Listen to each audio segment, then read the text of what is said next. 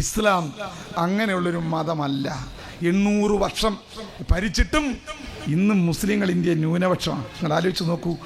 മോഡിയെ പോലെ ആയിരുന്നെങ്കിലോ, അമിത്ഷായെ പോലെ ആയിരുന്നെങ്കിലോ, അതല്ല. മുസ്ലിം ഭരണാധികാരികൾ ഈ രാജ്യത്തോട് നീതി പുലർത്തി. അവരുടെ മതം അടിച്ചേൽപ്പിച്ചില്ല.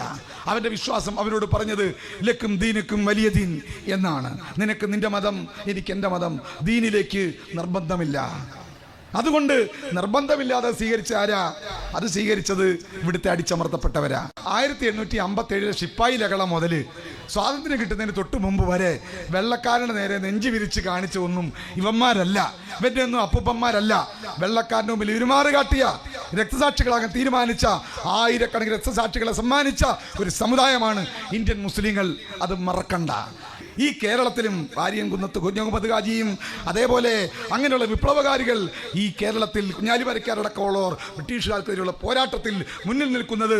പ്രിയമുള്ളവരെ, ഒരു RSSകാരനും ചരിത്രം എഴുതിയാൽ അവർ ഇന്ത്യയുടെ സ്വാതന്ത്ര്യ സമരത്തിൽ 47 വരെയുള്ള, അല്ലെങ്കിൽ 1857 മുതൽ 47 വരെ നടന്ന സ്വാതന്ത്ര്യ സമര പോരാട്ടങ്ങളിൽ ഒരിക്കൽ പോലും ഒരു RSSകാരൻ, ഒരു സംഘപരിവാറുകാരൻ ബ്രിട്ടീഷുകാർക്കെതിരെ പൊരുതി മരിച്ചിട്ടില്ല, ബ്രിട്ടീഷുകാർക്കെതിരെ പോരാടിയിട്ടില്ല.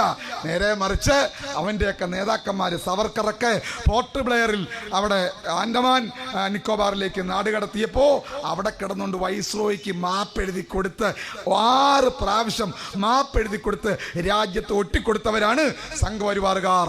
അവരാണിപ്പോൾ